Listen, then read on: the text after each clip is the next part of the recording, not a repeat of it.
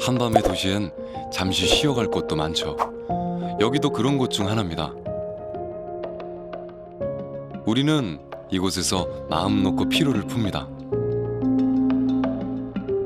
체면 차릴 일이 없으니 한껏 느긋해지죠. 사실 우리에게는 새삼스러울 것도 없는 익숙한 공간입니다.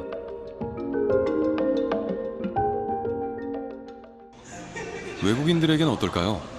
얼마 전 한국 생활을 시작한 셰런과 앨리슨. 우리말은 전혀 못하는데도 찜질방에서 한국 문화를 이해하게 됐다는군요.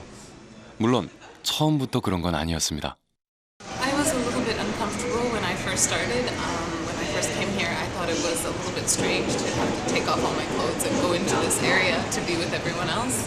It seemed strange for so many people to be just relaxing like they were at home, but actually everyone is together.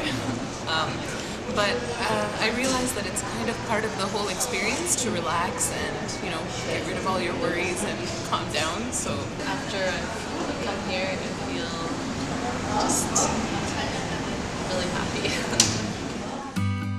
우리는 왜 매일 씻고 살면서도 굳이 타인과 함께 씻는 이곳을 찾는 걸까요? 사람들 속에서 오히려 편안함을 느끼는 공중목욕탕. 그 안에 담긴 문명사를 들여다봅니다.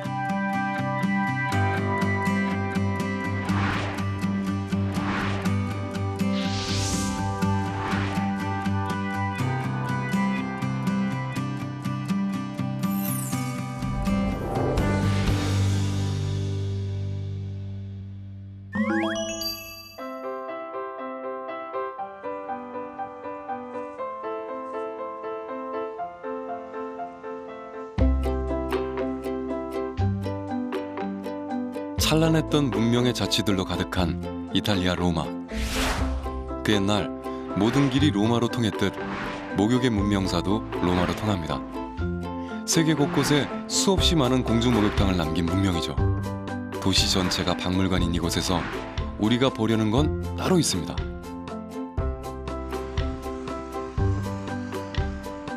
카라칼라 테르메. 역사상 가장 화려했던 공중목욕탕입니다. 동생을 죽이고 권력을 독차지했던 카라칼라 황제가 돌아선 민심을 사로잡으려고 지은 곳이죠. 무려 1800년 전의 일입니다. Come vedete i muri sono molto spessi per sorreggere il peso delle volte e per rendere la zona. 로마 시대 공중목욕탕은 황제의 성적표로 불렸습니다. 정치를 잘해서 로마 시민들이 사는데 불편함이 없다는 증거가 목욕탕이었답니다. 황제들은 새로 만든 목욕탕에 자신의 이름을 붙였고 너그러운 이미지를 연출했습니다. 목욕탕의 크기와 시설도 점점 커지고 화려해져 갔죠. Era circa 350 metri per 330 metri, una grandissima dimensione. Probabilmente la parte più distante è tra un'esedra e l'altra, che è quasi 400 metri. 축구장 4개를 합쳐놓은 규모의 카라칼라 테르메. 남아있는 유적에 숨을 불어넣고 지난 역사를 읽어낼 차례입니다. 우리 눈엔 잘 보이지 않으니 머릿속으로 그려보겠습니다. 좌우 대칭 구조로 지은 카라칼라 목욕탕은 한 번에 2,000명이 입장할 정도로 넓었습니다. 도서관, 강연장, 집회실의 체육관까지 대리석으로 치장한 내부엔 없는 게 없었습니다.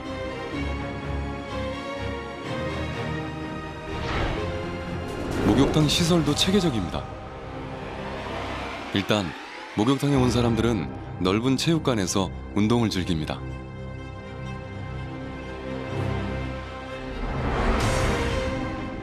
온탕인 칼다리움에서 운동으로 피곤한 몸을 풀고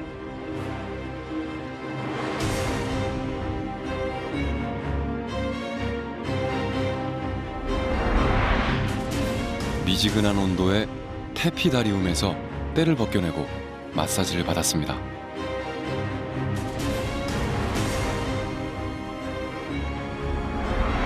냉탕 프리지다리움에선 몸을 식히며 오후에 수다를 즐겼죠.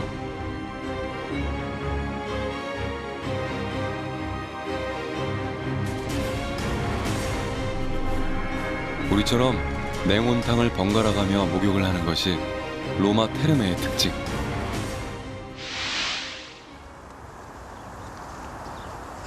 수도교가 있기에 가능했던 사치였습니다. 수로는 수준 높은 목욕 문화와 그 문명이 지닌 기술력이 결합된 결과입니다.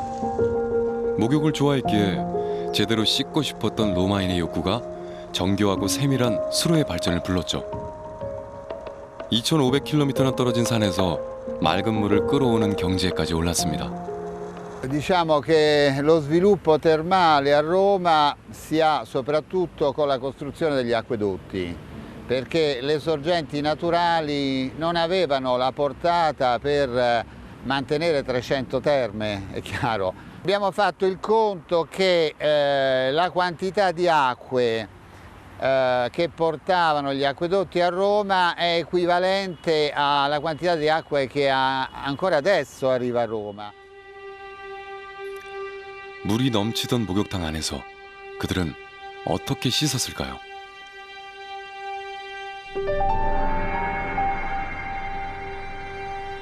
우리의 찜질방처럼 로마인들에게 공중 목욕탕은 화합과 사교의 장이자 종합 놀이공간이었습니다. 계급이나 신분의 차도 없었죠.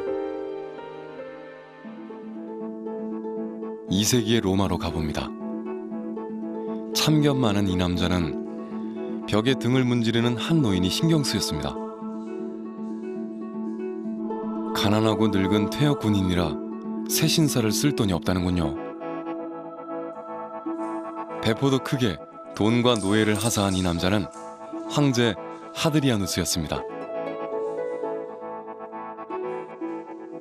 소문은 바람처럼 퍼졌죠. 며칠 후 소문을 들은 사람들이 황제가 오는 날 몰려들었습니다.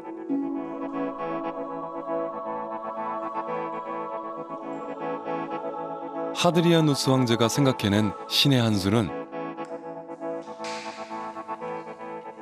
서로 등을 문질러주라는 지혜였죠.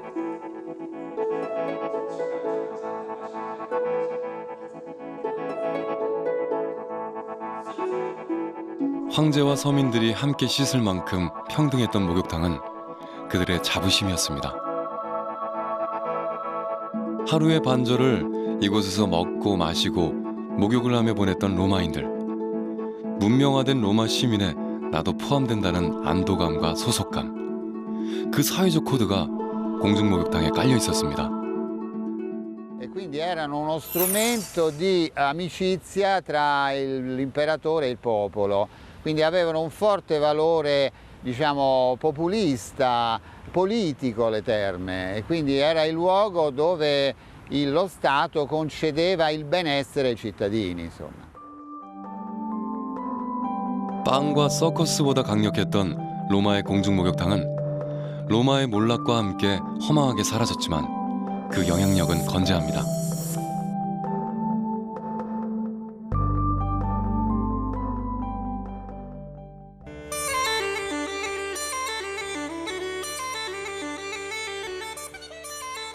유럽과 아시아는 이 도시에서 만납니다. 두 개의 대륙에 걸쳐 있는 하나의 도시, 이스탄불. 아시아와 유럽의 문명이 역동적인 교류를 펼쳐온 무대였습니다. 예부터 실크로드의 거점이었기에 도시는 언제나 수많은 상인들로 붐볐습니다. 사막을 건너고 바다를 건너온 그들은 긴 여정의 피로를 풀기 위해 반드시 들르는 곳이 있었습니다.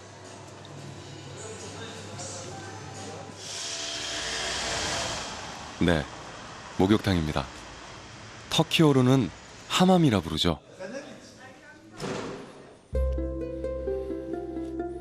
여기는 문을 연 지 500년이 넘는 곳인데 내부는 생각보다 소박합니다. 마침 잘 됐습니다. 개인 탈의실에서 나온 이 남자를 따라 하맘의 전통 목욕을 구경하기로 했습니다.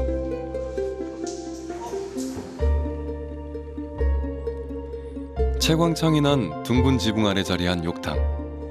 물이 가득 찬 탕 대신 큰 돌이 놓여 있습니다.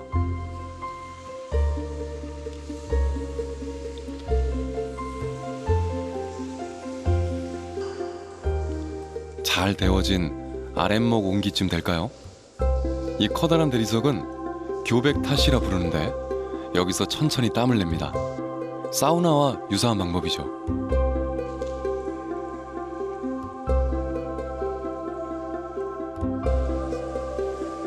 전문 세신사인 캐세에게 돈을 내면 때도 밀어줍니다. 예전부터 이렇게 때를 밀었다고 하는군요. 터키뿐 아니라 모로코와 이란 등 다른 이슬람 국가에서도 이렇게 때를 밀며 목욕을 합니다.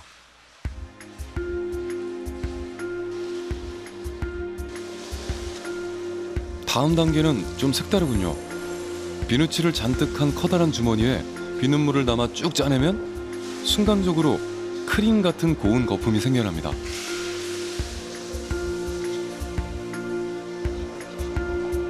거품 마사지는 뭉친 근육을 푼다기보단 마음의 긴장을 풀어주고 편안함을 더해줍니다.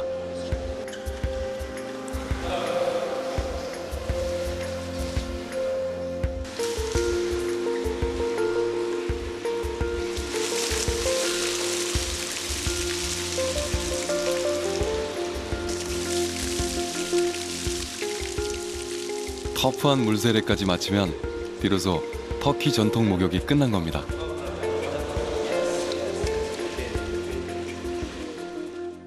그런데 아무래도 이상합니다. 한참을 둘러봤지만 끝내 욕조는 찾지 못했습니다. 물을 끓여 하맘 내부를 데우고 온수도 나오는데 말이죠. Türk İslam kültüründe akan su temizdir. Depolanan su temiz olarak görülmez. Yani bunun için Türk hamamlarında havuz yoktur. Bunun yerine kurnalar vardır. Kurnalara musluklardan sıcak ve ılık sular, soğuk sular gelir. Kurnada ılıştırırsınız suyu, döktüğünüz suyla sağlarsınız temizliği. 물이 가득한 탕이 없는 점만 제외하면 하맘은 로마의 공중 목욕탕과 흡사합니다. 사교의 장이자 여론을 형성하는 커뮤니티 공간이죠. 여기에 몇 가지 터키만의 문화적 특성이 더해집니다.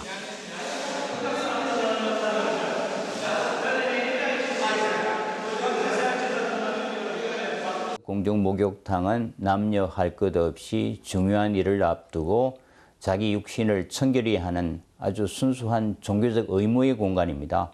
동시에 사람들이 모이기 때문에 그곳에서 사회 공동체의 이슈가 논의되고 해결되고 또 불편한 관계에 있던 사람들이 화해하기도 하고 또 서로 이제 시집가는 신랑 신부들의 얘기를 통해서 이제 공동체 여론을 형성해 나가는 이제 청결의 기능과 종교적 의무의 기능과 사회적 통합 기능이 동시에 가지고 있는 곳이 이슬람 세계 공중 목욕탕이라고 할 수 있겠죠.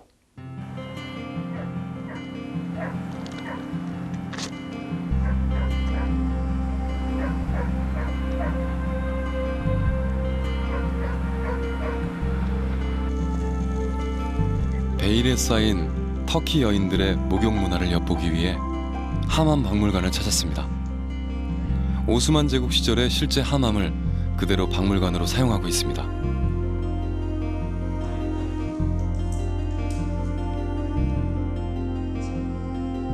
전시물 중에는 전통 홀례복도 있습니다. 엄격한 이슬람 사회에서 여자의 일생 중 빠질 수 없는 대소사들은 모두 이 하맘에서 치러집니다.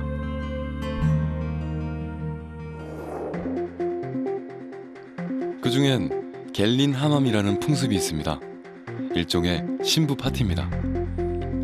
예비 신부는 마을 여인들에게 맛있는 음식과 음악을 접대했고 홍기가 꽉 찬 여인들은 좋은 남편감을 정해달라 동전점을 치며 놀았습니다. 무엇보다 결혼 선배인 신부 들러리가 은밀한 이야기들을 마음껏 털어내는 자리였죠.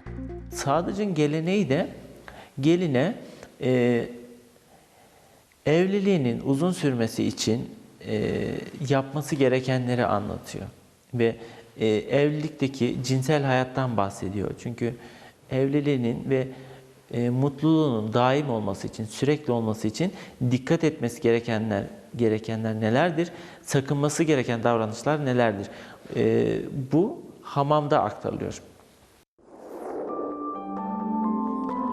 출산 후 40일이 되면 산후조리를 마친 산모를 위한 하맘도 열립니다. 우리의 돌잔치처럼 마을 여인들에게 아이를 보여주는 자리였죠. 아들을 둔 어머니들이 예비 며느리감의 평판을 알아보는 검증 또한 하맘에서 합니다.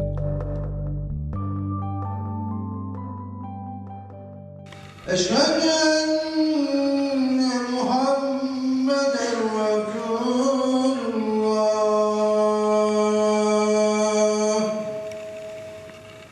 حي على الصلاة. 터키의 공중 목욕탕 하맘을 이해하는 마지막 열쇠는 그들의 신과 그들의 믿음을 목격해야 풀립니다. 이슬람 사원을 터키어로 잠이라 부르죠. 자미에 들어가려면 일단 씻어야 합니다. 반드시 거쳐야 하는 통과 의례입니다. Hem normal maddi kirlerden arınmak için hem de gün içinde işlediğimiz günahlardan arınmak için bir temizlik oluyor bu. Mesela elimizi yıkarken hem elimizdeki kirler gidiyor hem de o elimizle işlemiş olduğumuz günahların döküldüğünü düşünüyoruz. Ve sonuçta ibadet ettiğimiz zaman, namaz kıldığımız zaman Allah'ın huzuruna çıkıyoruz. Bu yüzden temiz olmamız lazım. 순서도 정해져 있습니다. 손을 씻고 입안을 헹구고 코, 얼굴, 팔뚝을 씻은 다음 머리를 쓸어내리며 귀를 씻고 발까지 닦아냅니다. 터키어로는 압데스, 아랍어로는 우드라 부르는 정화의식입니다. 오래된 믿음만큼이나 오랜 세월을 이어온 부분 목욕법이죠.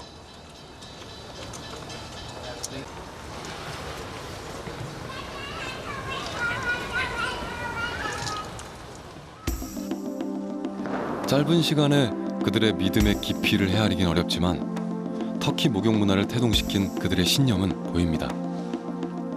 청결한 육체에 청결한 정신이 깃든다. 간결합니다. 신념에 따라 수시로 씻어야 하니 전통 이슬람 도시라면 꼭 갖춰야 하는 도시 구조가 나타나죠.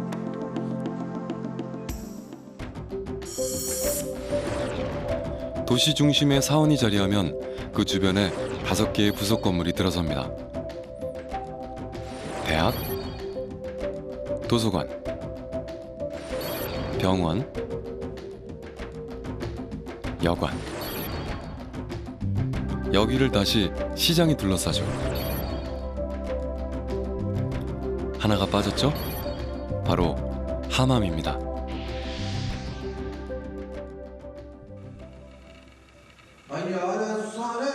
공중 목욕탕은 한 문화를 들여다보는 바로미터이기도 합니다. 이슬람교와 터키 사회의 내면을 우리는 하맘을 통해 조금 더 알게 됐습니다. 목욕에 종교적 의미를 부여한 이슬람교는 도시의 공중 목욕탕의 수를 늘려왔고 여전히 공중 목욕탕을 찾게 만들고 있습니다.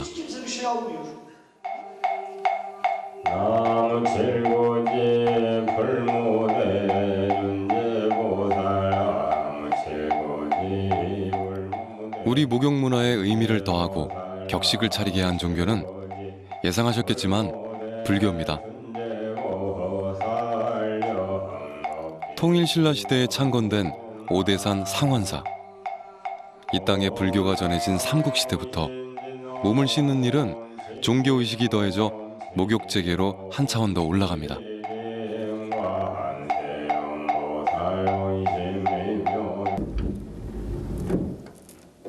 불가에서 목욕재계를 얼마나 중히 여겼는지 짐작할 수 있는 실마리는 있습니다.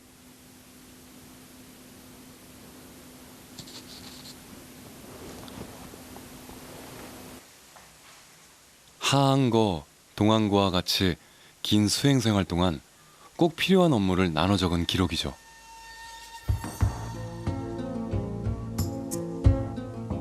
용상방이라고 합니다. 뭐 조실, 또 뭐 소지, 욕두, 주지 이렇게 쫙 있지 않습니까? 그래서 이제 소인표입니다. 오늘날의 사찰에서 목욕의 의미는 많이 낮아졌습니다. 현대화된 욕실이 대중화된 탓이죠.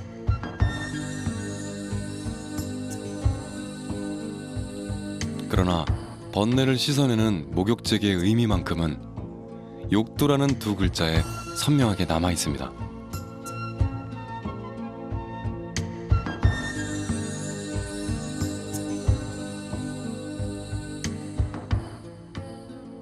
우리는 우리 정신의 내면을 새로 씻어내는 성스러운 의식이 하나로 목욕을 했기 때문에 그 소임을 맞는 욕두라는 소임을 둬서 일에 차질이 없게, 시비가 없게 진행되게 되었던 것이죠.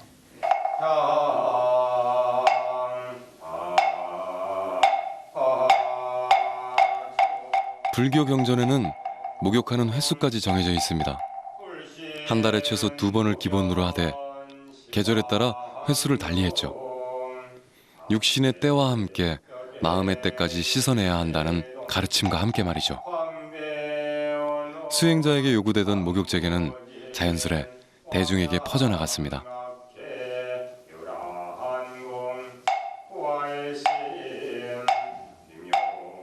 불교에서는 많은 시설을 백성과 일반 사람과 함께하는 과정이 있어서 절에 그 물이 많이 좋지 않습니까? 산속에 있기 때문에 이 좋은 물을 또 바깥에 평지에 사시는 일반인들은 굉장히 그리워하고, 그래서 그분들이 부처님의 법을 들으면서 듣기 전에 와서 몸과 마음을 씻는 의식의 하나를 요구하게 되겠죠. 또 스님네들도 그의 요구에 따라서 함께 하게 되고요. 절을 찾고 목욕을 하는 그 행렬에는 조선의 임금 세조도 있었습니다. 세조의 피부병을 문수동자가 등을 밀어 치료해줬다는 전설처럼 실제로도 세조는 목욕을 하러 사찰을 찾았다는 기록이 남아 있습니다.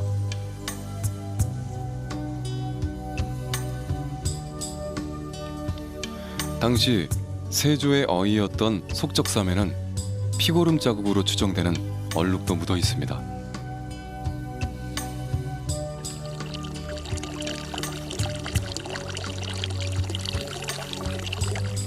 우리네 공중 목욕탕의 기원을 사찰에 있던 욕실로 보는 견해가 일반적입니다. 그러나 역사는 명확한 기록의 세계. 확신을 갖기까진 증거가 더 필요한 법이죠.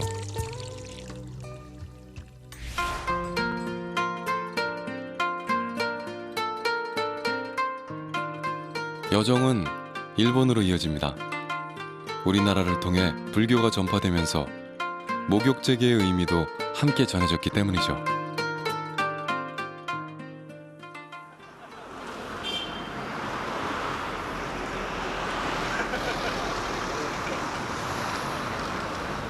도쿄 외곽에 위치한 한 신사. 우리는 좀 더 오래된 민간 신앙의 흔적부터 지켜보려 합니다.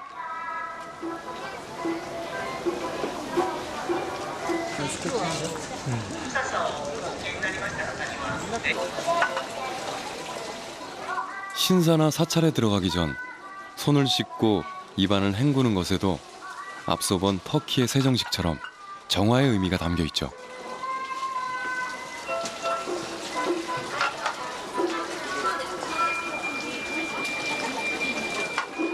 해마다 새해가 밝으면 이곳에선 물에 대한 오래된 경외심을 담은 행사가 펼쳐집니다.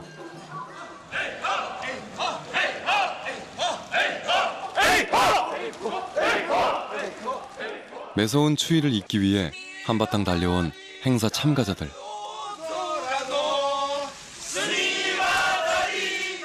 용기를 북돋우는 기합을 불어넣는 걸 보니 뭔가 정신을 바짝 차려야 하는 모양입니다.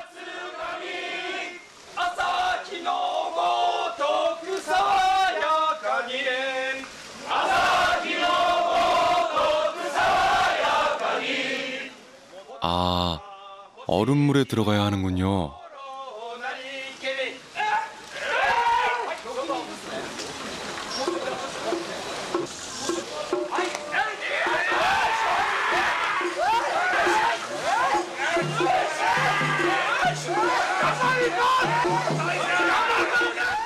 얼음물을 온몸에 끼얹으며 목욕하는 미소기 행사가 시작됐습니다. 몸과 마음을 깨끗하게 하는 건 물론 애군을 물리치고 새해 소원까지 비는 자리입니다. 정한 수를 떠놓고 치성을 드리는 것과 같은 이치죠. 새해 좋은 기운을 받으러 냉수 마찰 목욕을 하는 것과도 닮았습니다. 어쨌든 차가운 얼음물 목욕을 마쳤으니 정신은 번쩍 들고도 남지 않을까요?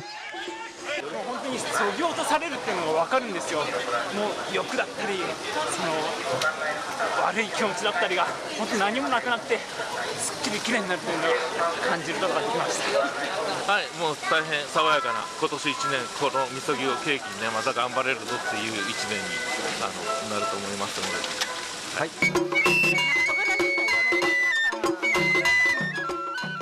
미소기 행사로 성인식을 대신하기도 합니다. 새로운 세계로 진입할 때 전통적으로 목욕은 늘 하나의 통과 의례가 되어 왔습니다. 함께 씻는 일에서 더 나아가 목욕을 목적으로 시설을 만드는 공중목욕탕 문화를 일구기까진 시간이 더 걸립니다. 문명의 발전은 더딘 법이니 말입니다. 水に対する深い歴史と思いがありまして、お水が全てのものを流してそして元通りにきれいにしてくれるという古い信仰に基づいてこのみそぎという行事は日本人に受け継がれてきています。温泉に入ることもお風呂に入ることもまたこのみそぎをすることもですね基本的には同じ心だと思います。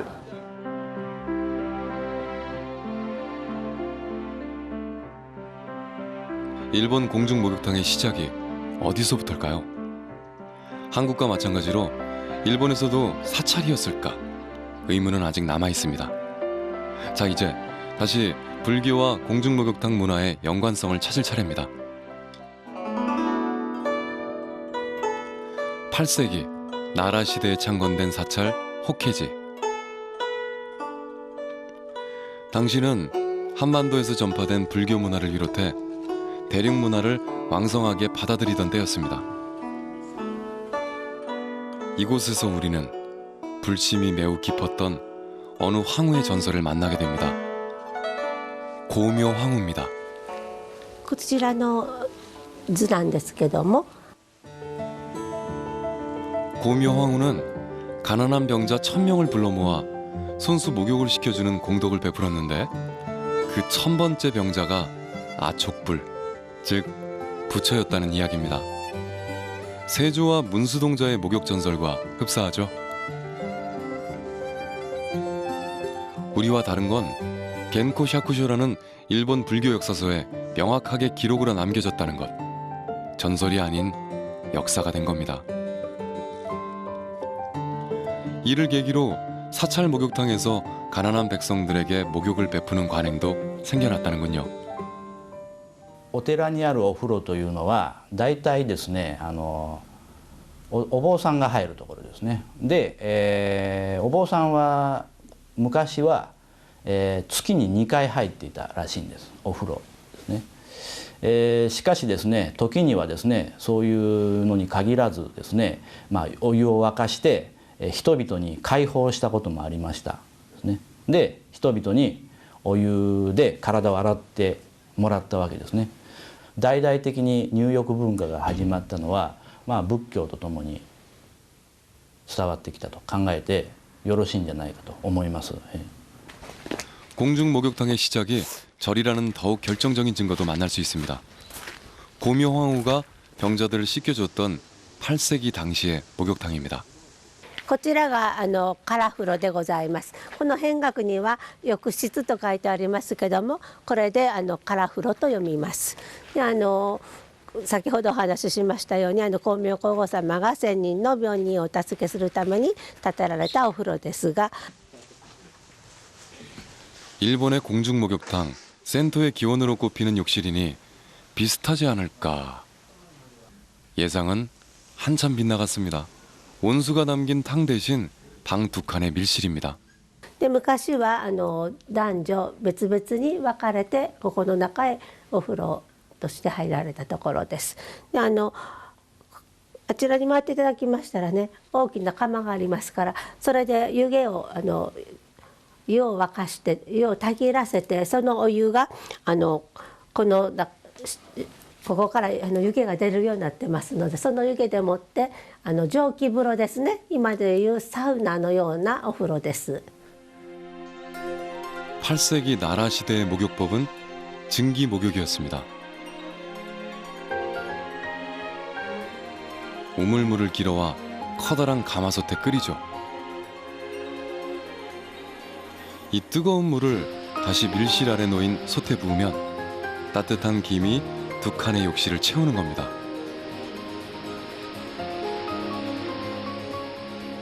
이 증기로 땀을 내서 때를 벗겨냈다는군요.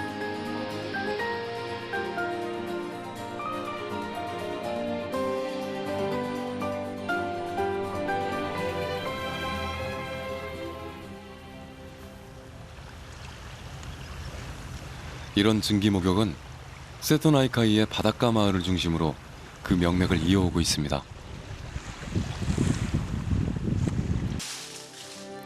잘 말려둔 땔감을 나르는 일로 하루를 시작하는 이나무라 씨. 그는 부친이 물려준 가업을 잇고 있죠. 한증막을 운영하고 있습니다. 60년 전 선장이었던 그의 부친은 바닷가 절벽에 나있던 천연동굴을 우연히 발견해냈습니다. 그리고 한증막으로 재탄생시켰죠. 돌가마를 새로 짓는 것보단 수월했습니다. 동굴 자체가 원형 형태를 띠고 있어 한증막으로 손색이 없었죠. 동굴 안에 땔감을 넣고 불을 지피는 화부 일도 이나무라 씨가 직접 합니다. 경험이 중요한 작업이죠. 이런 돌가마로 만들어진 한증막을 일본에서는 이시부로라고 합니다. 불길은 금세 가마 안을 뜨겁게 달굴 겁니다.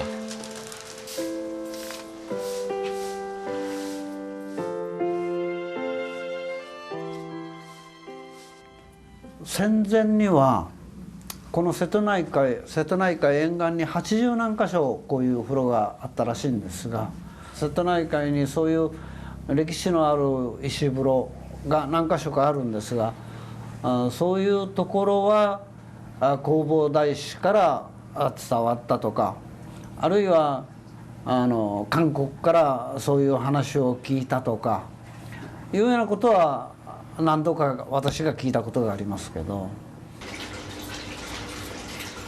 이 일대에 계승되고 있는 전통 목욕법인 돌가마 한증, 즉 이시부로가 한국에서 전해진 증기욕이라는 얘기는 비밀이 아니었죠.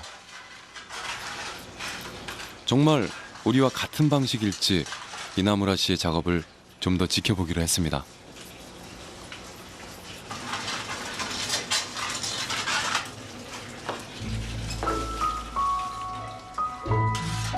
불씨가 사그라들자 재를 꺼내더니 안에 젖은 가마니를 깝니다.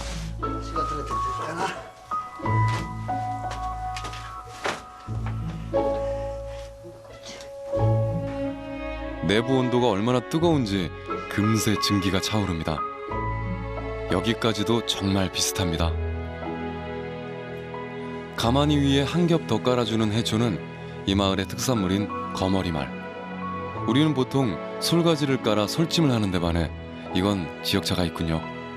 이제 알맞은 온도로 식을 때까지 기다리는 일만 남았습니다. 단골 손님들도 이 기다림엔 익숙해 보입니다. 도시락에 주전부리까지 느긋합니다.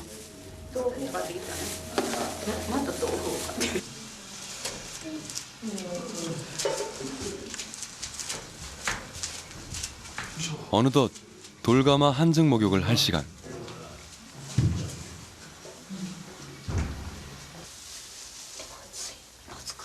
한증막 안에 들어서자 이내 땀이 비오듯 쏟아집니다. 참숯 한증막, 솔잎 한증막, 그리고 해초 한증막.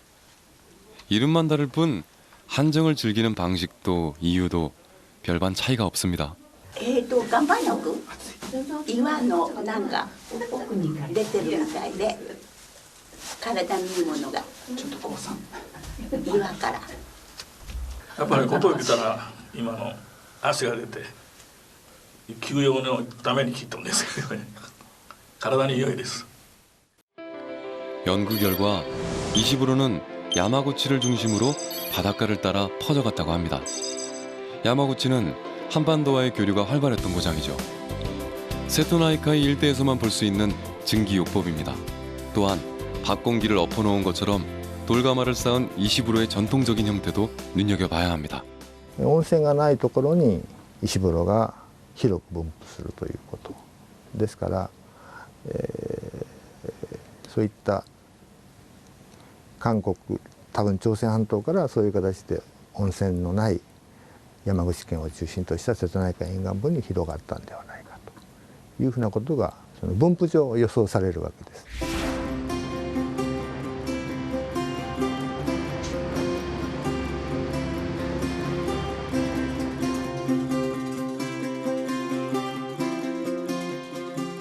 일본 공중목욕 문화의 시초가 된 증기목욕법이 한반도에서 건너간 것이 맞을지 한증 전문가들과 함께 강화 교동도를 찾았습니다.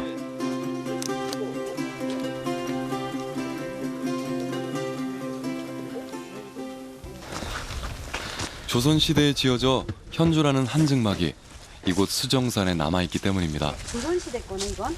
예.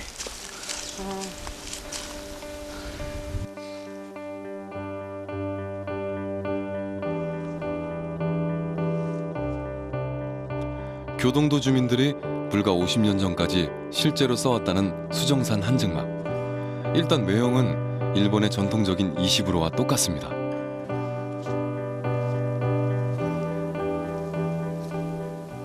그 당시에 그 한증막 형태 그대로 지금 남아 있는 겁니다. 네, 그때 그 쓰다가 60년 중막에서 말하시 그때 뭐 필요 없으니까 뭐 보수하거나 그런 것도 없었고 그 전에는 어떻게 했는지 손댄 것도 없죠. 그대로죠 지금 옛날. 그때부터는 손대 안. 그렇죠. 옛날 그. 근데도 이렇게 잘 보존됐죠 이게 그래도.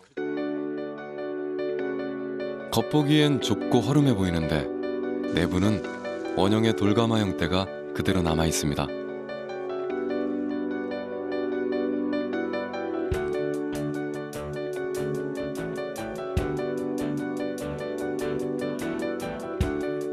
이 안에 소나무를 떼 군부를 지펴 열기를 가득 채웠답니다.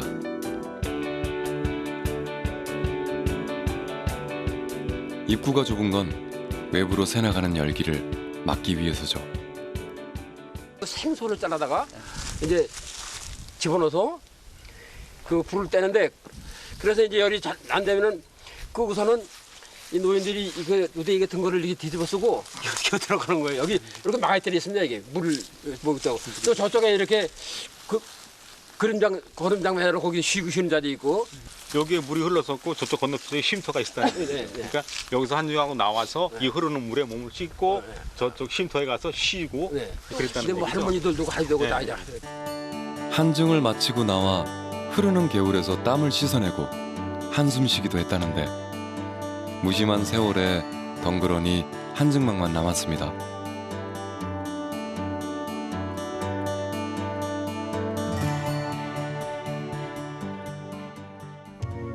옹기가마, 참숯가마, 돌가마 어디서든 한증은 가능했습니다. 증기목욕법인 한증을 위해 지어진 한증막은 조선시대 서민들의 목욕탕 역할을 해온 셈이죠. 세종실록에도 한증의 효과를 제대로 파악해 가난한 병자를 치료하도록 한 기록이 남아있고 100년 전 서민들의 생활상을 화폭에 담은 풍속도에도 그 흔적은 뚜렷하죠. 일제강점기 당시 한 일본인 학자는 한반도 전역에 한증막이 있다며 사진으로 남겨두기도 했습니다.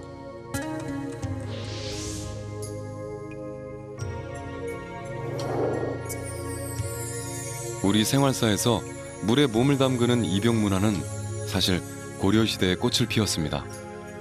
조선시대에 물로 온몸을 씻는 전신욕은 유두날 등 특별한 절기에만 치러졌죠. 유교의 나라였던 조선은 타인 앞에서 벗은 몸을 보이는 것을 금하다 보니 목욕제계의 의미만 살아남은 겁니다. 대신 옷을 입은 채 몸의 일부만 조금씩 씻는 부분욕이 발달했죠. 그렇게 우리의 목욕 문화는 보다 개인적이고 보다 은밀해져 갔습니다.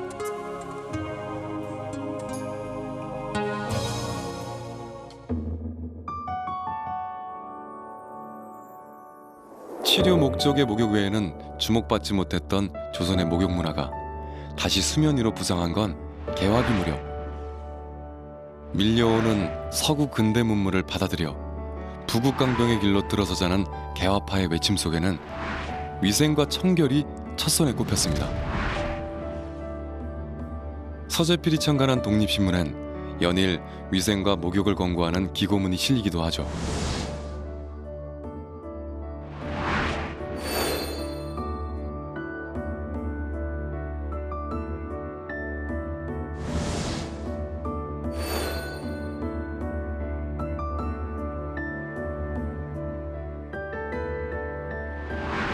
그러나 갑신정변은 실패로 끝났고 서구 열강의 야욕은 거셌습니다. 끝내 한반도를 강탈한 일제는 위생을 무기로 한 제국주의 정책을 펼칩니다.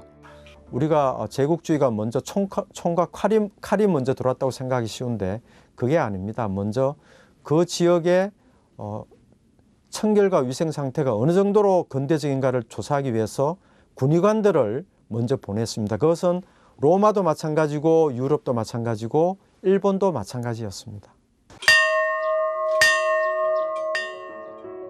남 앞에서 옷을 벗고 함께 목욕하는 공중목욕탕에 대한 반발도 거셌죠.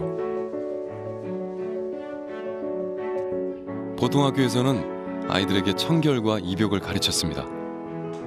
일제는 우리에게 근대적인 위생사상을 주입하며 탕 속에 몸을 담그는 목욕법을 장려했죠.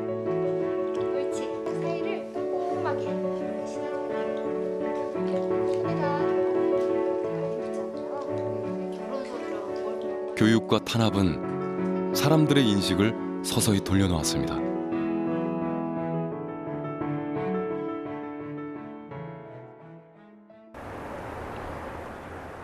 어려운 얘기였습니다. 조금은 가슴 아픈 얘기이기도 했죠. 중요한 건 지금부터입니다. 골목길을 돌아 공중목욕탕에 다녔던 시절의 얘기를 꺼내야겠군요. 서울 종로구의 한 목욕탕. 이곳의 역사는 서류상 기록으로만 68년입니다. 사람들의 기억 속에선 그보다 더 오래된 곳입니다. 세월의 흐름이 이곳만 비켜지나간 듯 해묵은 추억이 가득합니다.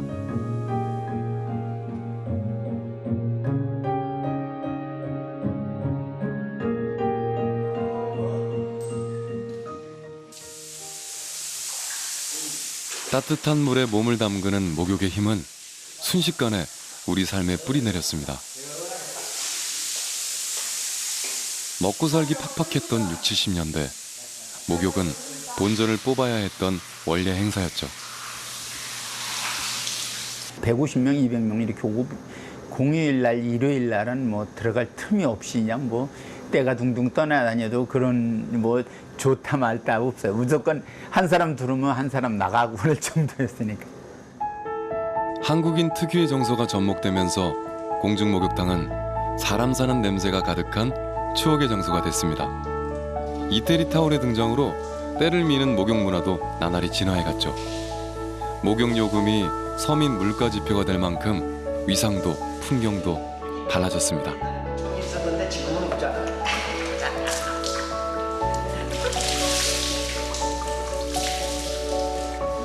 목욕을 자주 오시니까 때도 없고 뭐하러 목욕을 하시오래. 동네마다 하나씩 대중탕이 들어설 만큼 보편화됐던 공중목욕탕은 변화의 기류를 맞습니다. 5.1 쇼크 파동의 여파로 목욕요금은 직격탄을 맞았고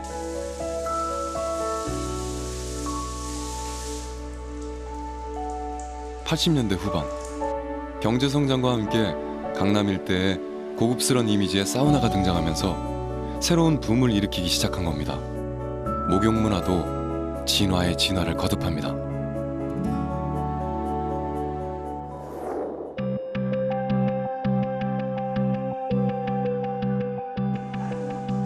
90년대 중반부터 공중 목욕탕의 역할은 찜질방으로 옮겨왔습니다.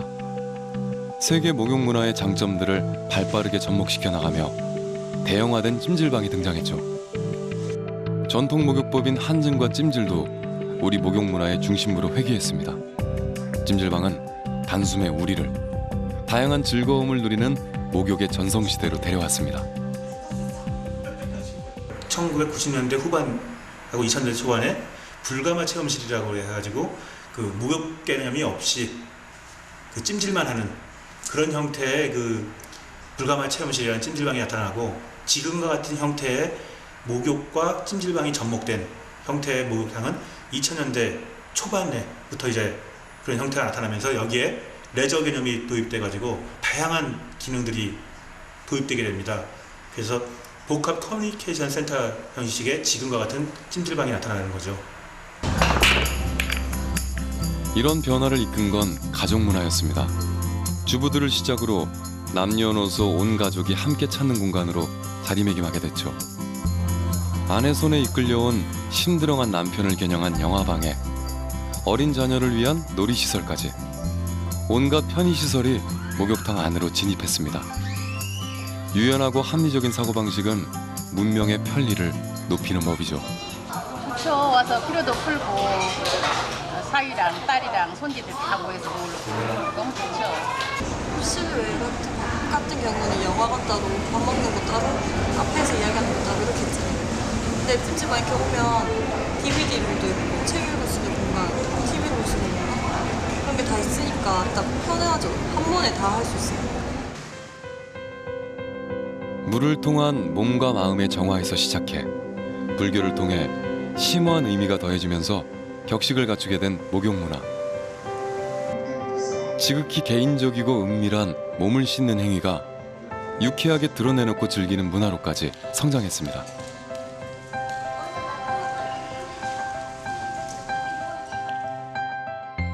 우리는 이곳에서 맨 얼굴을 드러내고 가장 편한 모습으로 쉽니다. 똑같은 옷을 입고 말이죠.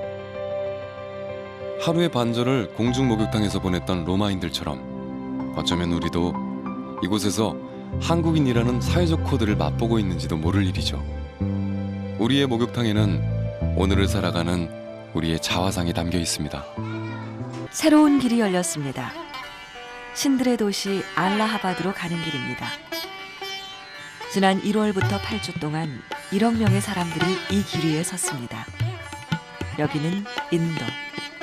인간과 신이 뒤섞여 사는 세상이죠. 먼 길을 걸어온 사람들은 희망차입니다. नहाने जा रहे हैं, गंगा स्नान करेंगे। गंगा नहाने। यहाँ आने के लिए कब से तैयार कर रहे हैं? एक साल पहले से। इसका मेला का नाम क्या है? मेला कुंभ मेला। 힌두교 최대의 성지 순례이자 목욕 축제인 마하 쿰브멜라. 알라하바드엔 이미 30만 개가 넘는 대형 텐트촌이 들어섰습니다.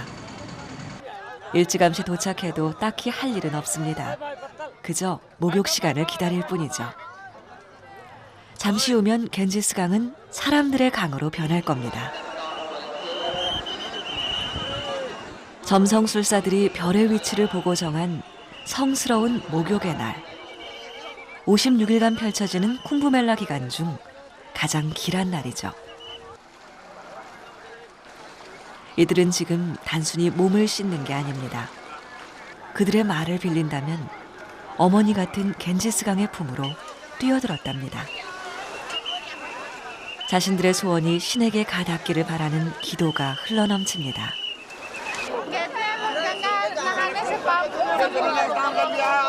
अरे बाल बच्चे खुशी रहे और घर परिवार अच्छा रहे, सब लोग मन सुखी रहे, बस यही है।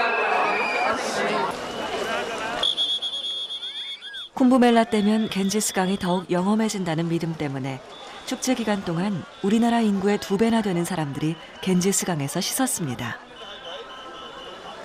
But you know that Ganga comes from the Himalaya and the mineral water, and it comes through the so many medicinal plants. So it is very pious water. So whenever we take the dip, and at that time what the diseases of our body.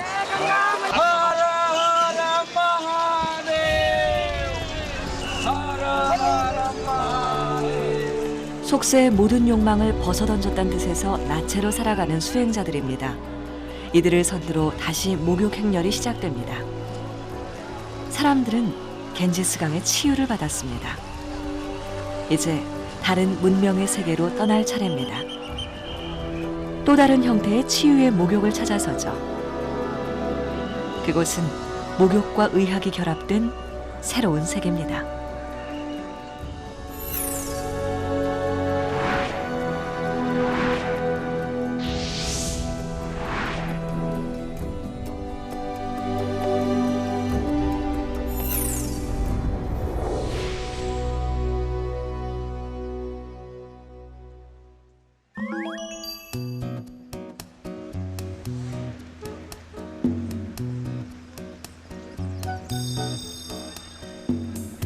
프랑스 중부의 한적한 도시 비시. 고대 로마인들이 찾아낸 물 좋은 온천수 덕분에 유명세를 탔고 나폴레옹 3세가 오늘날과 같은 온천 휴양지로 만들었습니다. 그중 한 온천센터를 찾았습니다. 아담한 실내엔 느긋한 여유로 가득합니다.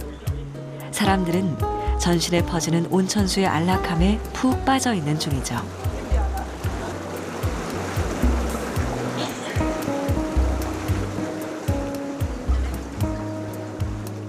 온천욕을 마친 뒤 밀려드는 나른함에 휴식을 취하는 사람들까지 여느 온천과 크게 다를 바 없는 풍경.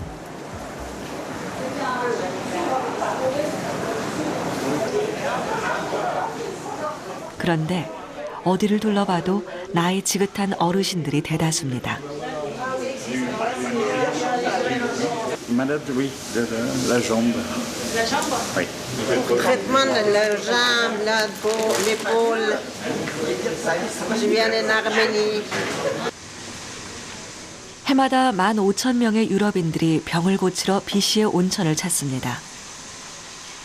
센터 안에는 목욕시설과 의료기기가 결합된 생경한 치료 장비들이 가득하죠.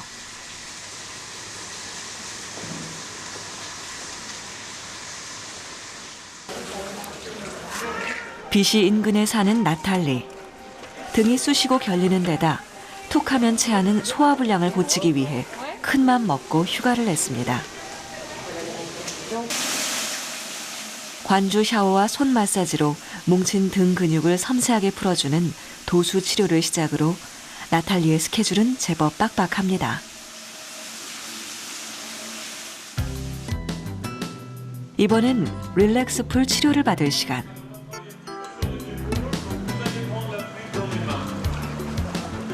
이름 그대로 온몸의 긴장을 풀어주는 치료죠. 수영장에서 물놀이를 하는 것처럼 보이지만 엄연히 물로 하는 수치료의 하나입니다. 장 마사지 효과가 있는 목욕 치료도 있습니다. 몇 해 전 온천욕으로 코와 귀의 염증을 고친 경험이 있어서인지 나탈리는 온천 치료를 꽤 선호하는 편입니다. Alors, le problème de dos, bien sûr, c'est très efficace, ça évite de prendre des médicaments. Et par rapport aux médicaments, c'est sûr que les médicaments, vous en prenez après, ça peut être à vie et ça abîme l'estomac en fait, alors que là, c'est du naturel, donc on soigne naturellement, ça fait beaucoup de bien. 왠지 긴장되는 일반적인 병원 치료와 달리 따뜻한 물에서 편안함과 안정감까지 받는 치료 방식에 그녀는 매우 만족하고 있죠. Alors, moi j'ai 72 soins en rhumatologie et 36 soins en appareil digestif. 이 많은 치료법은 3주에 걸쳐 진행됩니다. 나탈리의 증세에 맞춰 치료 프로그램도 세밀하게 짜여져 있습니다. 비시 도심에 위치한 물공원. 소화기 계통의 질환을 고치러 온 환자들이 수시로 들리는 곳이죠. 온천수를 마시기 위해서입니다. 물론 어떤 온천수를 얼마나 마셔야 하는지도 병의 증세와 단계에 따라 개인차가 있습니다. La première semaine, il m'a demandé de boire 65 mg d'eau de Lucas, qui est très bon pour la peau, les allergies, puis les problèmes de digestion. 소화기 질환을 고치는 용도로 쓰이는 온천수는 모두 6종류. 종류에 따라 온도도 다르고 온천수에 함유된 성분도 달라 맛도 차이가 납니다. 이렇게 단계별로 온천 치료가 구분되어 있는 건 온천 의사 제도가 있기 때문. 온천의 도시답게 BC 시내에는 온천 의사들의 개인 진료실이 즐비합니다. 내과 전문의 중에 온천 전문의가 따로 있습니다. 지역 토박이인 필리프 게랭의 진료실. 이 환자는 독일과 맞닿은 알자스 지방에서 왔습니다. 그녀의 개인 주치의가 온천 치료를 권고할 때 BC에서 만날 온천 의사까지 지정해 줍니다. 필리프 게랭은 35년째 BC에서 온천 의사로 일하고 있습니다. Et Vichy a pris cette deuxième option, affection digestive, affection rhumatologique, affection ostéo-articulaire. 그녀도 류머티즘과 소화기 질환을 고치러 왔습니다. Et la digestion. 환자 상태를 체크하고 온천 처방을 내릴 땐 먼저 어떤 성분의 온천수가 그녀의 무릎과 관절에 효과가 있을지 물부터 판단해야 합니다. 이게 핵심입니다. 비만 치료까지 병행할 수 있으니 두루두루 생각해야 하죠. 그렇게 환자의 질환과 몸 상태를 고려해 최적의 온천수부터 결정합니다. 다음은 온천 목욕의 종류와 총 횟수, 마사지 등 치료법을 선택해 처방전을 작성하죠. 환자가 선호하는 목욕법을 판단하는 것도 온천 의사의 몫입니다. Voilà, tout à fait. Pendant les études de médecine, à la fin des années de médecine, des 6 années de médecine, on fait une spécialité, une qualification de médecine thermale pour apprendre les différentes stations thermales, les différentes propriétés des eaux, entre autres sur le territoire français, et les indications pour soigner les patients qui viennent en cure. 필리프처럼 목욕을 처방한 의사는 기원 전에도 있었습니다. 바로 이 흉상의 주인공이죠. 그의 자취를 찾아 터키로 왔습니다. 에게해 연안의 이 지역은 한때 그리스의 땅이기도 했고 로마에 속하기도 했습니다.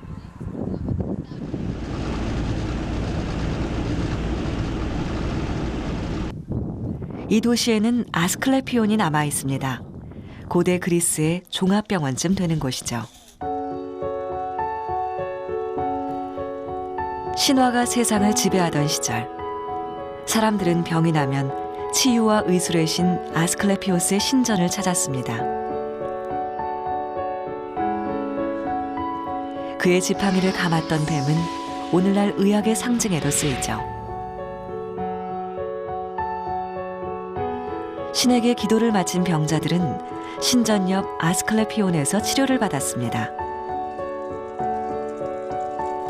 깨끗한 물을 마시고 차가운 물에서 목욕을 하는 것이 가장 중요한 치료법이었습니다.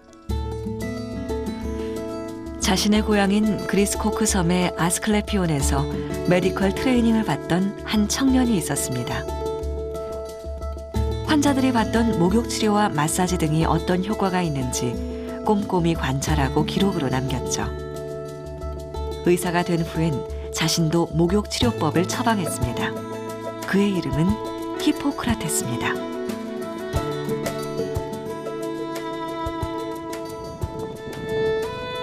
히포크라테스의 이론을 이어받은 고대 로마의 의학자 갈레노스도 자신의 고향인 이곳 베르가마의 아스클레피온에서 의술을 배웠습니다.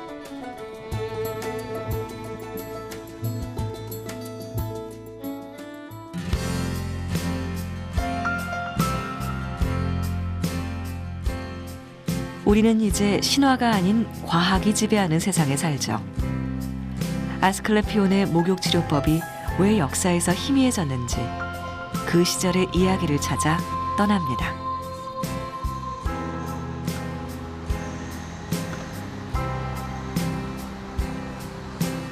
중세부터 19세기까지 프랑스 역사의 주 무대였던 퐁텐블로궁.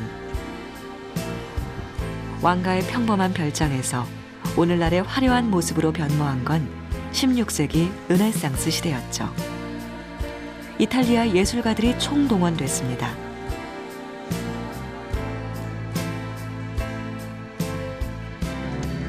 퐁텐블로 성을 아름답고 화려하게 바꾸는 개조 공사가 끊이질 않았죠. 프랑스 혁명 전까지 말입니다. 프랑스 혁명 이후 이 궁에 머물게 된 나폴레옹 1세는 화려한 가구와 장식들을 없애버립니다. 화려했던 욕실은 지하 1층으로 밀려났습니다. 자신은 목욕을 좋아했지만 당시 사람들은 잘 씻지 않았기 때문이죠. 특히 욕실을 멀리했던 왕으로는 루이 13세 악명이 가장 높습니다. Effectivement, un témoignage de première main pour Louis XIII qui est le journal de son médecin, qui l'a suivi depuis qu'il était tout petit. Et effectivement, d'après ce qu'on voit, l'enfant se lave assez peu, c'est certain. 1601년 퐁텐블로 궁에 경사가 났습니다. 루이 13세가 태어난 거죠. 왕실의 건강을 책임진 주치의는 왕자를 거의 씻기지 않았습니다.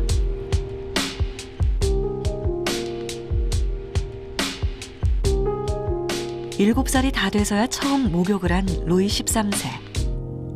그의 지저분함에 대한 일화는 숱합니다.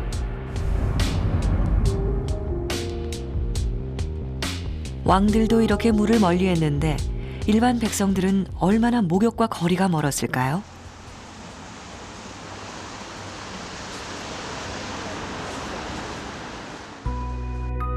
당시 의학의 중심지는 이곳 파리였습니다.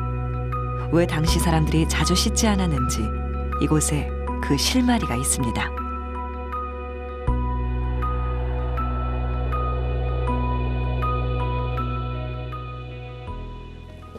Voici les documents, les gravures qui représentent la peste et les malades sont contenus dans ce carton. Cette gravure très impressionnante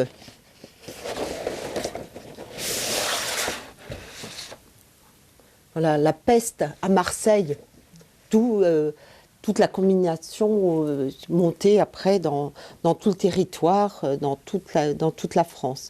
Mais celle-là, elle est très importante. 터키에서 온 한 척의 배에 서식했던 쥐떼, 그 병균이 퍼진 겁니다. Alors malheureusement, il y a la peste qui va arriver très vite à la fin du Moyen-Âge.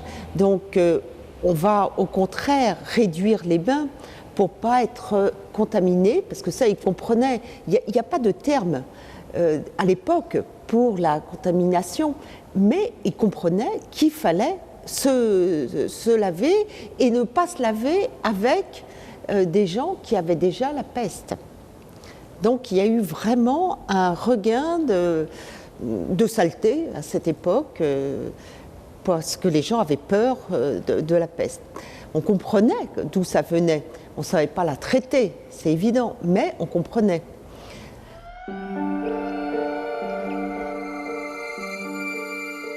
죽음에 대한 공포가 짙게 드리워졌습니다. 흑사병은 이내 전 유럽을 휩쓸었죠. 무서운 속도로 유럽인 2,500만 명의 목숨을 앗아갔습니다.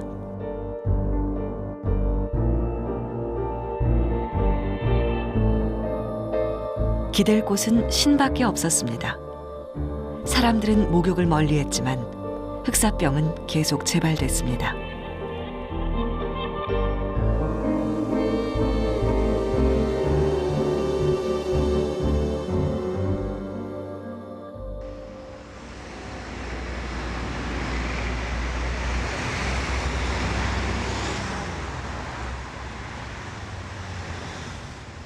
고대 그리스와 로마의 목욕치료법을 다시 되살려낸 건 이탈리아의 한 학자입니다.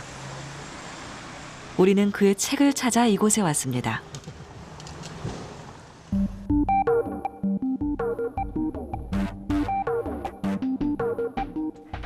18만 권의 고서들을 소장한 이 도서관 어딘가에 사람들을 다시 따뜻한 물에 들어가도록 만든 한 권의 책이 있습니다. 고대 학문이 부흥을 이루던 16세기에 이 책도 세상에 나왔습니다. 물론 처음부터 주목을 받지 못했죠.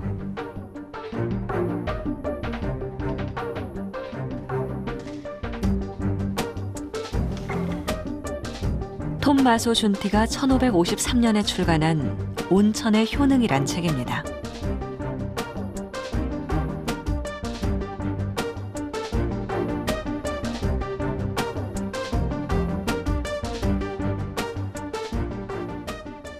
Lui fa una selezione di testi greci, romani e anche arabi e raccoglie i testi che a lui interessano, i testi legati all'azione curativa delle acque. Attraverso il volume di Tommaso Giunti si ha una riscoperta di quello che erano i metodi curativi delle acque e quindi è una rinascita. Sicuramente il volume di Tommaso Giunti può essere un manuale ad uso medico. 이탈리아에 있던 온천들의 성분과 그 의학적 효능을 빼곡히 적어놓은 책입니다. 백과사전에 가까운 이 책은 목욕이 건강에 좋다는 이론을 뒷받침하고 있죠.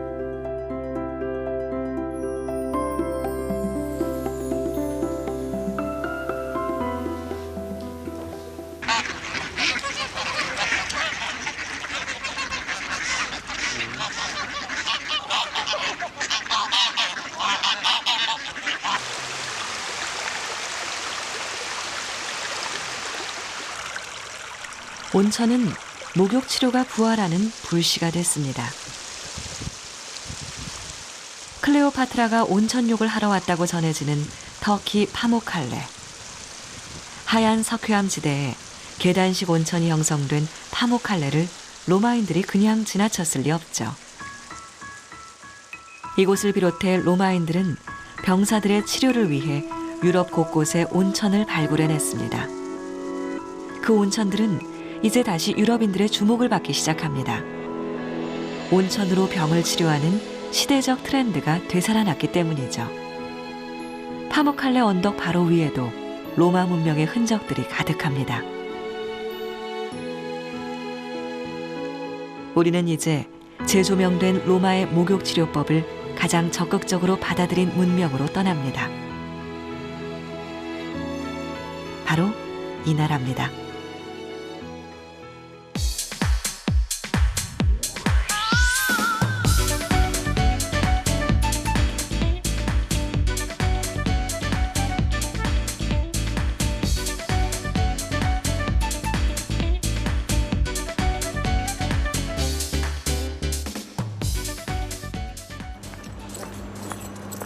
지난 겨울 런던의 한 골목가에 젊은이들이 모여듭니다. 또래 사이에서 이슈가 되고 있는 파티에 참가하기 위해서죠. 다들 들뜬 표정입니다. 안으로 들어서니 비로소 파티 분위기가 나나 싶은데 복장이 범상치 않습니다.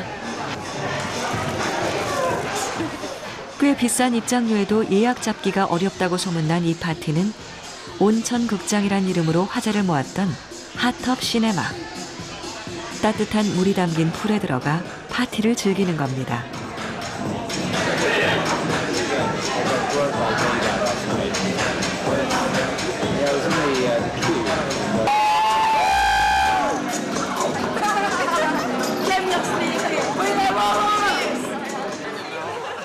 파티 문화가 생활화된 이들이기에 이 파티의 핵심은 온수 풀에 있습니다.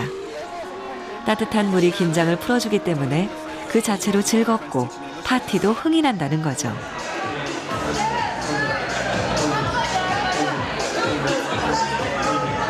I think the reason we combined it was that, as I say, we had a love of hot tubs anyway, and we also really enjoyed film. And I think a hot tub is a very naturally relaxing, enjoyable experience, and especially as you can share it with friends, it's a fantastic experience on its own. 처음 보는 사람들과 온탕에 몸을 담그는 일 자체가 색다른 경험이란 이들. 온천이나 공중 목욕탕을 처음 접한 몇백 년 전 유럽인들의 문화적 충격도 마치 이랬을 것만 같습니다. Do you know it's lots of European people actually enjoying public bath? Yes, together. How do you know? I mean, can you just explain that? I don't know, perhaps like during history lessons or not, I don't know, but yeah.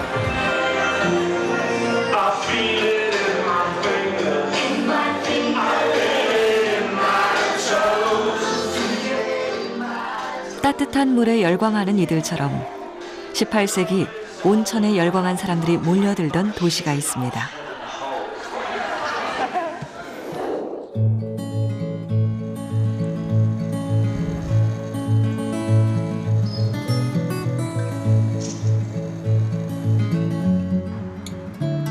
영국 서머시주에 위치한 온천 도시 바스. 목욕이란 영어가 이 도시 이름에서 유래됐을 정도로 대표적인 온천 휴양지입니다.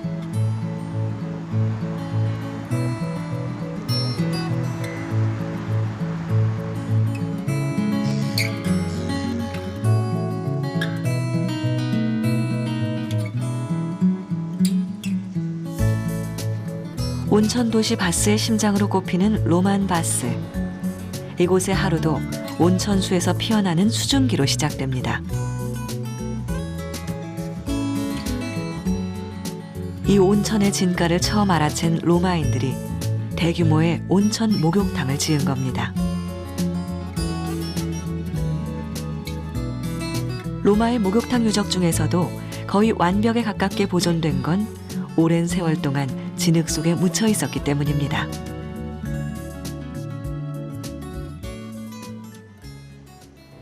The Roman baths were built in the 1st century after Christ, and they remained here for about 300 to 400 years before they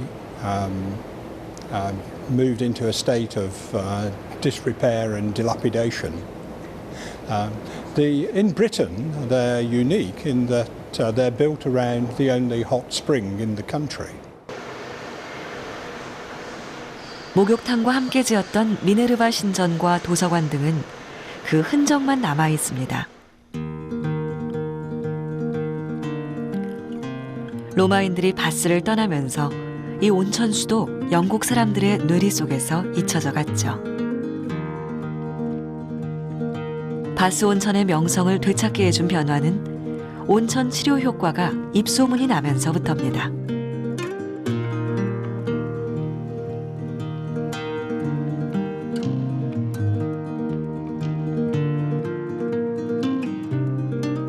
킹스바스란 이름으로 온천탕은 재정비되어 있었죠.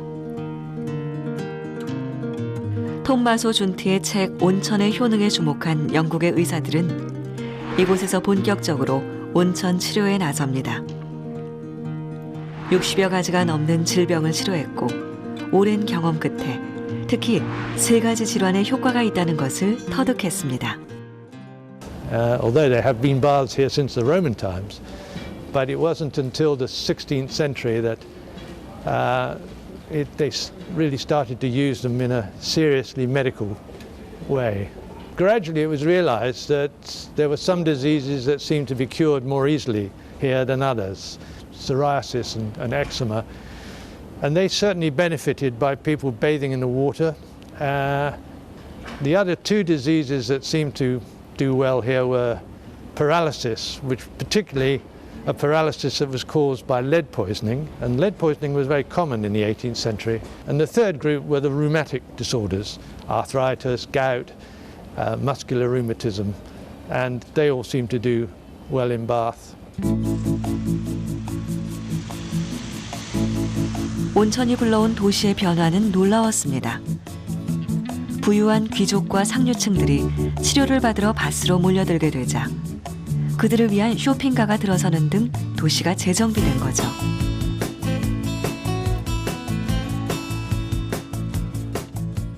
양을 치던 작은 시골 마을은 단시간 내에 성장했습니다.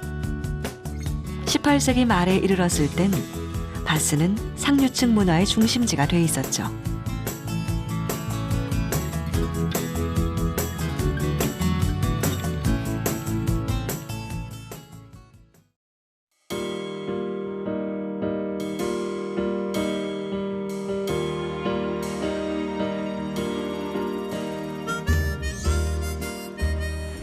부산광역시 동래구 온천 1동. 우리에겐 동네 온천으로 더 친근한 곳입니다. 이른 아침부터 온천수에 족욕을 하러 몰려든 어르신들로 북적입니다. 동네 온천에 자리한 노천 족욕탕은 무료로 개방되는 까닭에 알뜰한 부모님들 사이에선 인기 만점이죠. 우리나라에서 가장 오래된 온천이 동래 온천입니다. 유구한 역사만큼이나 온천 치료의 유명세도 대단했습니다. 1500년 전부터 솟기 시작했다는 온천물은 한 번 식혀서 나오는데도 40도가 넘습니다. 쌓인 피로를 풀기에 그만입니다. 나이 지긋한 어르신들이라면 누구나 동네 온천에서 묵었던 추억 하나쯤은 간직하고 있기 마련이죠. 그 변천사를 지켜본 주민들의 자부심도 여전합니다. 이거보다 더 좋은 데가 없어요. 태국에 관광 가도 이만 못하고 중국에 관광 가도 이만 못합니다. 옛날에는 지금보다 더 많이 좋았어요. 그때는 주로 단체로도 많이 왔고 신혼여행도 지금처럼 뭐 제주도 뭐 외국 이런 거 없을 때니까 많이 왔어요. 동래 온천의 진가를 알려면 조선시대로 거슬러 가야 합니다. 조선 중기, 영의정까지 지낸 영남 사림의 거목이 있습니다. 한강 정구 선생입니다. 중풍으로 인해 팔다리에 마비 증세가 남아있던 그는 제자들을 거느리고 온천 치료를 다녀왔습니다. 전국에서 병자들이 동래 온천으로 몰려들던 때였죠. 몸의 상태를 봐가며 하루 목욕 횟수까지 관리했던 41번의 온천욕은 물론 조제약으로 속을 다스리고 침과 뜸 치료도 병행했습니다.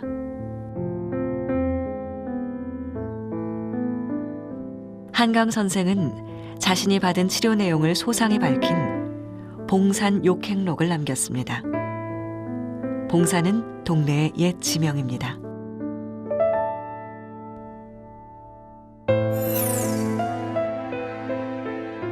온정 개건비를 통해서는 동래 온천의 인기와 규모까지 짐작할 수 있습니다. 비문에는 온천을 새롭게 정비하니 사람들의 병이 없어졌다는 내용도 들어있죠.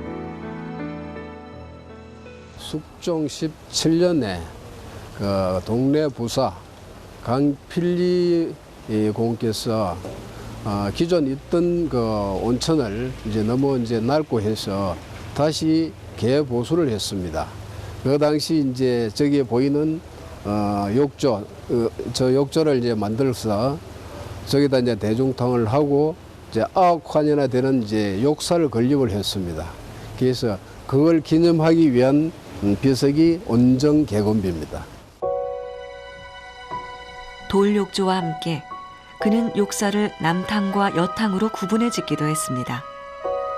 이후 온천을 찾는 발길이 더욱 늘었고 긴 온천 치료 기간을 달래줄 다양한 놀이 문화까지 발달하게 됩니다. 그중 하나가 춤이었습니다.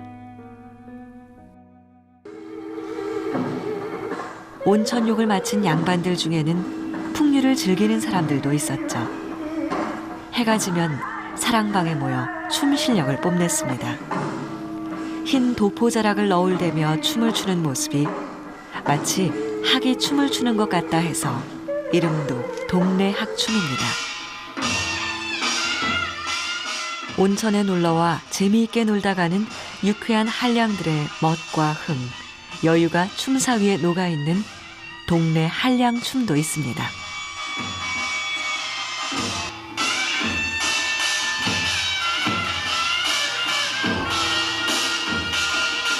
동네는 역시 온천이 이 천연 온천으로 인해서 많은 사람들이 온천에 모여들게 돼요. 그러다 보니까 이제 놀이 문화가 이제 풍성해지고 이제 한량들이 많이 모였지요. 그러다 보니까 이제 기방이나 이런 문화들이 발달이 되고 근본도 성읍을 이루는 이제 그런 지역이에요. 두 춤이 다남자 똑같은 한량이 추는 춤이에요. 근데 그래도 이 온천 지역에서 놀이 문화와 함께 이제 그 춤이 이제 생성되었다고 보지요. 동네 온천의 효험은 바다 건너 일본에까지 퍼졌습니다. 왜구들의 노략질에 교섭을 끊자 대마도 군주가 교역을 간청했는데 그중엔 동네 온천에서의 목욕이 포함돼 있었죠. 일제강점기 하에는 일본인이 동네 온천의 실권을 장악하기에 이릅니다. 온정 주변에 유곽을 설치하고 온천 목욕탕을 세워나갔습니다. 6, 70년대 동네 온천은 경주와 더불어 최고의 신혼여행지이자 가족 휴양지로 거듭났죠.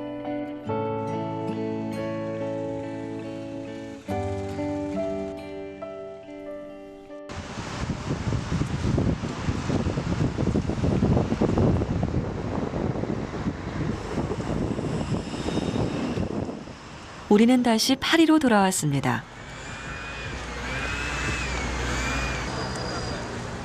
병을 고치는 치유의 목욕에서 병을 예방하는 위생과 청결의 목욕 시대를 연 인물을 만나기 위해서입니다.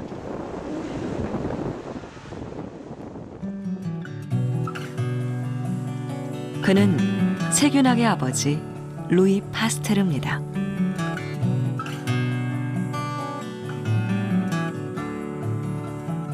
(1861년) 그는 고기 스프를 다양한 모양의 플라스크에 담아 공기를 걸러주는 실험을 했습니다. 모든 고기 스프가 저절로 상하는 게 아니라 세균이 들어간 것만 상한다는 걸 입증한 거죠. Et donc, en fait, il a fait sa célèbre expérience du col de cygne. En fait, il a dessiné un instrument en verre avec un ballon dont l'extrémité était effilée de cette sorte-là, de sorte qu'il y avait possibilité d'avoir un contact avec l'air, mais qu'en fait, les microbes ne pénétraient pas dans le bouillon. Et donc, il n'y avait pas de génération spontanée dans le bouillon de microbes. 그의 실험으로 질병의 원인이 세균이란 이론이 비로소 정립됩니다. 이는 곧 살균과 위생의 개념을 이끌어내게 되죠. 사람들은 나쁜 세균을 우리 몸에서 떼어내려면 전보다 더 자주 씻어야 한다는 걸 알게 됐습니다. 목욕의 문명사에서도 그는 아주 중요한 인물입니다. En fait, tant qu'on n'avait pas compris quel était le mécanisme des maladies comme le choléra par exemple ou toute autre chose comme la peste, eh bien les idées étaient que l'eau pouvait être néfaste et donc les gens avaient peu recours au bain pour se laver. Il y a les travaux de Pasteur qui ont fait comprendre ce qu'étaient les microbes et que les microbes étaient autour de nous a ouvert bien des progrès dans l'hygiène personnelle. On sait, grâce à Pasteur, que eh bien, les microbes sont autour de nous et que lorsque nous touchons des surfaces qui sont sales, nous mettons des microbes sur notre peau, eh bien, les personnes ont commencé à penser autrement et à utiliser l'eau pour se laver. Se laver, c'est généralisé. Hein.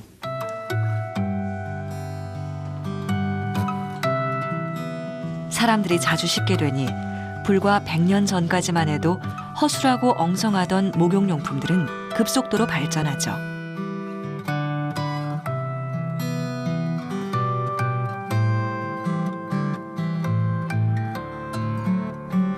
욕실은 집 안으로 들어왔고 비누와 살균제, 청결제 등 위생용품 산업도 성장합니다.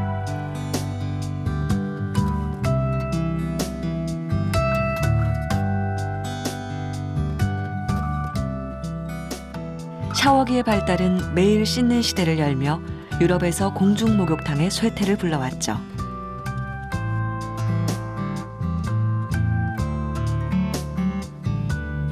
우리는 갈수록 더 안락하고 간편한 목욕을 추구하고 있습니다. 병을 고치는 목욕치료 역시 의료기기의 개발 속에 보다 전문적인 수치료의 영역을 구축하게 되죠.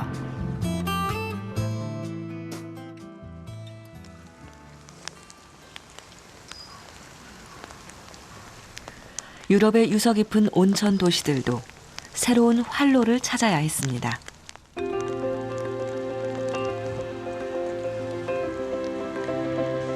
독일 바덴바덴의 한 온천 클리닉.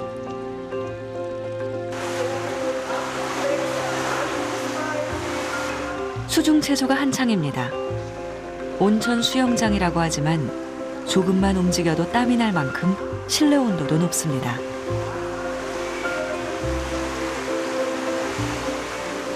기초 동작을 반복하는 환자들에겐 수술 자국이 선명합니다. Ich bin an der Schulter operiert worden und ich bin von der Klinik hierher überwiesen. Ich mache Wassergymnastik, also Wasserbewegungen, weil mir das sehr gut für die Schulter tut, ist beweglicher geworden. Ich bin an der Lendenwirbelsäule operiert worden und bin danach vom Klinikum eingewiesen worden, hier auf Reha zu kommen.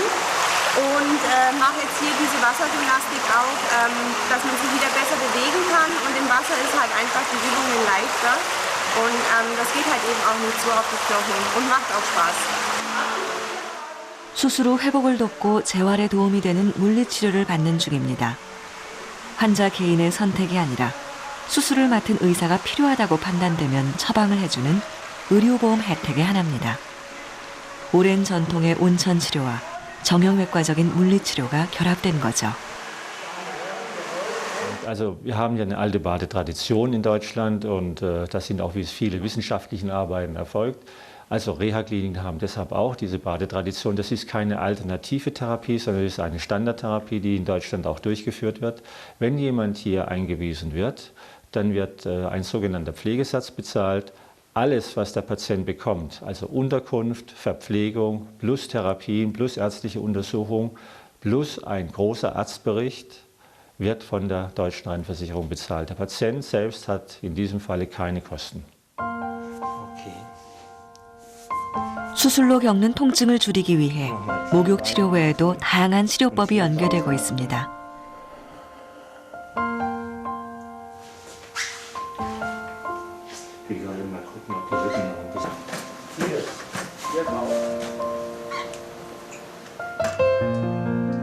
여성 환자들을 위해서는 메디컬 스파라는 새로운 분야가 생겨났죠.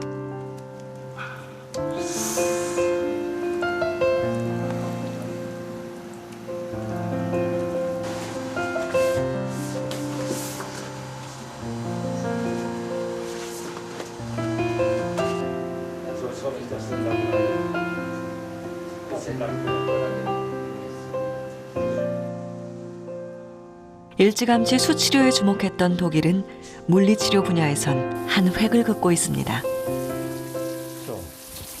In Baden-Baden haben wir mehrere Kliniken. Insgesamt gibt es also 6 Kliniken, davon sind 2 Akutkliniken und die restlichen 4 sind dann Reha-Einrichtungen. Wir bleiben auch sozusagen in dieser Größenordnung von mindestens über 10.000 Patienten. 대부분의 환자들이 장기간 이곳에 머물며 치료에 전념하도록 수치료의 장도 우리의 찜질방처럼 진화를 거듭합니다.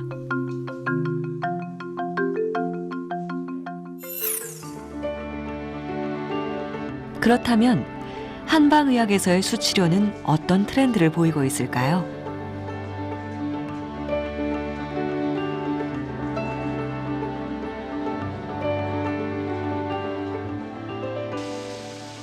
온양의 한 온천.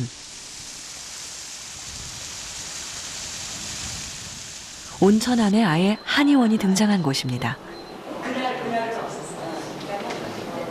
온천 치료로 병을 고치려는 사람들은 물론 온천을 즐기러 왔다가 전문적인 온천 치료를 받을 수도 있습니다. 온천욕을 깨끗이 하고 나서 온천 치료 계속 하고 나서 요새는 안 드세요? 지금은 이제 안 먹어. 예. 그것이 안 먹은 지가 지금 이제 여기 댕기고 나서부터는 괜찮은 게 얼마나 됐나? 한 4, 5개월 됐지. 4, 5개월 후서부터는 두드러기가 나고 피부가 가려워 골치를 앓던 이 환자는 마지막 방법으로 온천 치료를 시작했습니다. 안 먹으면도 괜찮아. 2009년 그다음에 보시면은 다행히 증세는 호전된 상태. 그죠? 2010년부터 쭉 계속 무릎이 아파 걷기가 불편했다는 이 환자는 조금 다른 이유에서 온천 치료를 시작했습니다. 다 빠졌어요. 이렇게 만성 그 신부정증 때문에 뭐 연골 주사도 못 맞고 약도 못 먹었어요. 자체도 무릎이 안 좋으니까. 몸에 무리가 되는 독한 약을 쓸 수 없어 차선택을 선택한 거죠. 임상적으로 적용되는 건 근관절계 질환, 그다음에 이제 피부 질환, 그다음에 이제 혈압이나 이런 혈당을 일시적으로 낮춰주는 데는 온천 효과가 상당히 있는 걸로 좀 나타나 있고요. 요즘 들어서는 특히 이제 온천이 이런 자연 경관이 좋기 때문에 스트레스나 우울증, 그다음에 삶의 질을 높이는 데도 좋은 그 효과가 있다는 이 연구 보고들이 많이 발표되고 있습니다. 온천 치료를 받기 위해 찾은 대온천장. 특별한 설비는 없습니다. 평범하게 온천욕을 즐기면 됩니다.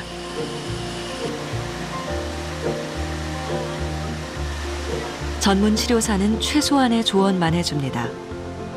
대형화된 온천에 가서 한 번쯤은 해봤던 물맞이도 온천 치료에 속합니다.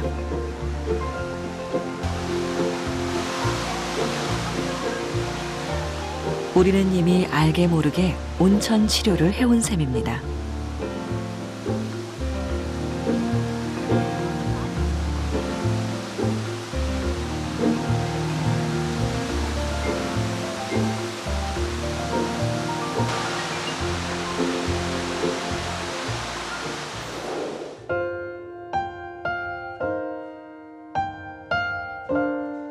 근래 들어 조선시대 온천을 찾은 왕들의 목욕법에 대한 재조명도 이루어지고 있습니다.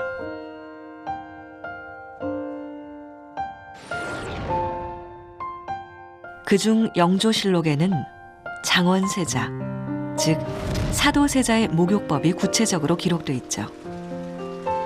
그는 피부병의 하나인 습창을 앓았습니다. 부용향, 울금, 작설 등의 약재를 달여 입욕제로 썼는가 하면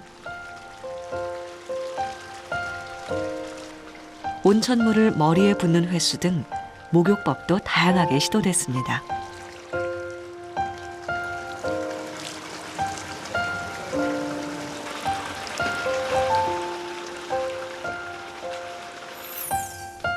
장원세자의 목욕법에서 착안해 이를 현대적으로 재해석한 처방까지 등장했죠.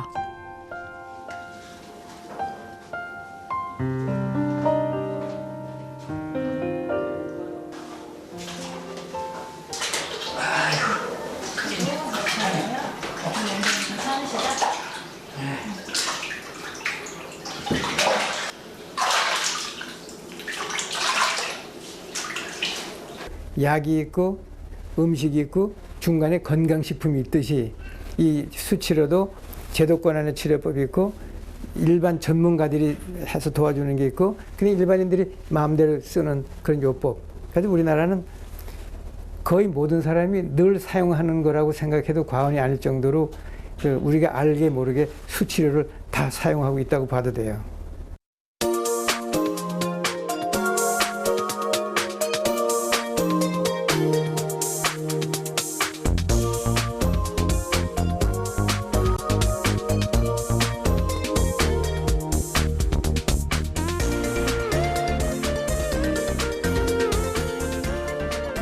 우리 시대의 상식에 견주어 볼 때 온천 치료는 사실 그리 생소한 분야가 아닙니다. 생활 속에 이미 배어 있기 때문이죠.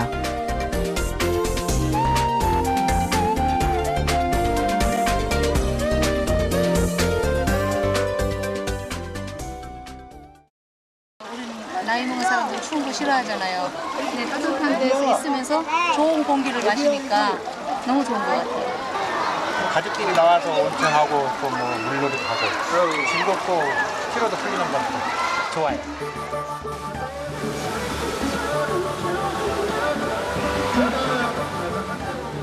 온천 목욕에서 나아가 놀이 형태의 수치료 세계로 진입하게 된 건 건강에 대한 높은 관심도 한몫했지만 역시 가족과 함께 온천을 찾는 목욕 문화가 이끌어낸 결과입니다.